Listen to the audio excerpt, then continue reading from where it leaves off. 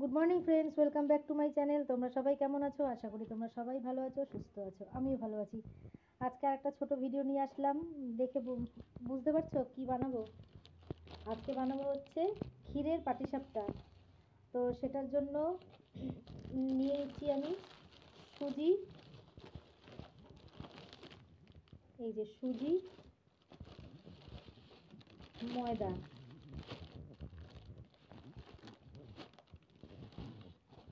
ময়দা। যতটা পরিমাণ সুজি নেব ঠিক সেম পরিমাণই ময়দা নেব, ঠিক আছে? আর ক্ষীর বানানোর জন্য দেখো, এই যে দুধ দুধ দুধ লাগবে, গুড় লাগবে, এই যে এখানেও আছে গুড়, এখানেও আছে গুড়। আর মিক্সি হচ্ছে এই যে খোয়া ক্ষীর হচ্ছে মিষ্টি খোয়া ক্ষীর। এইটা দিয়ে আমি ক্ষীরটা বানাবো। তো চলো দেখতে থাকো। আমি এই কড়াইয়ের মধ্যে ক্ষীর বানাবো। এই যে দুধটা ঢেলে দিলাম, এখন এর মধ্যে খোয়া ক্ষীরও দেবো আর গুড়ও দেবো। আর ব্যাটার তৈরির জন্য দেখো আমি আলাদা করে দুধ রেখে দিয়েছি। তো খোয়া ক্ষীর দিয়ে নিই।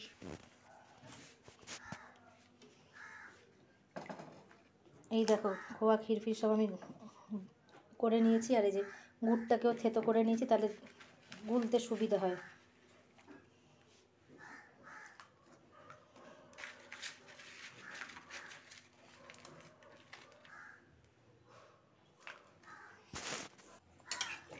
গ্যাসটা এখন জ্বালিয়ে দিয়েছি, এখন ভালো করে নাড়াচাড়া করতে থাকি, কারণ এটা ভালো করে গুলতে হবে।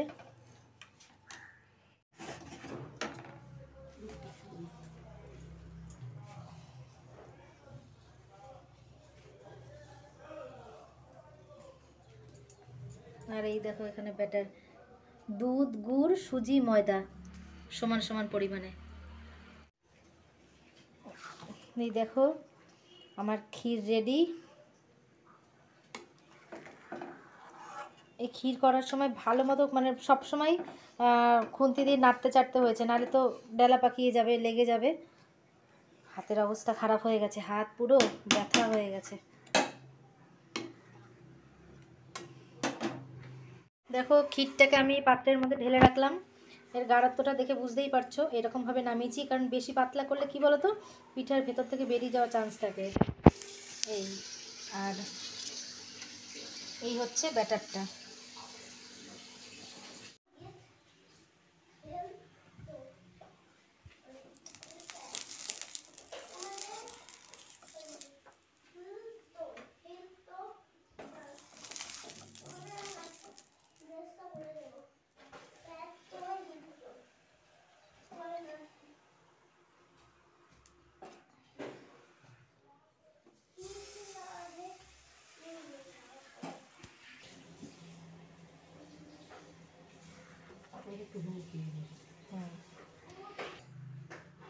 ভাগ করে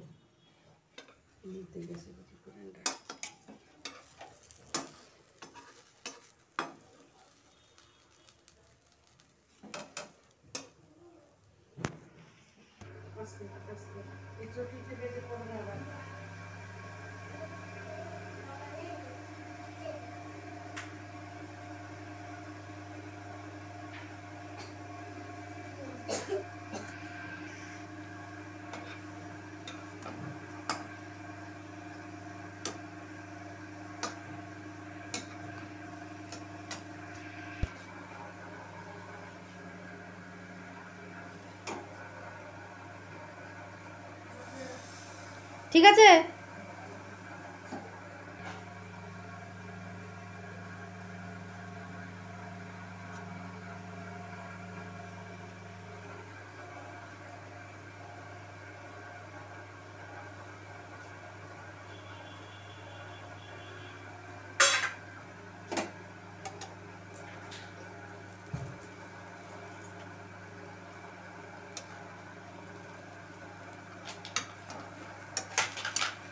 তো দেখো একে একে এইভাবে পিঠেগুলো করে করে নামাচ্ছি।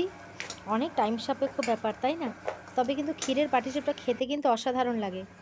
এই দেখো নামিয়ে রাখলাম, এখনো বাকি আছে। তো তোমরা কমেন্ট করে অনেকটাই। বলো কেমন লাগলো ভিডিওটা, আর ভালো লাগলে অবশ্যই একটা লাইক করে দিও।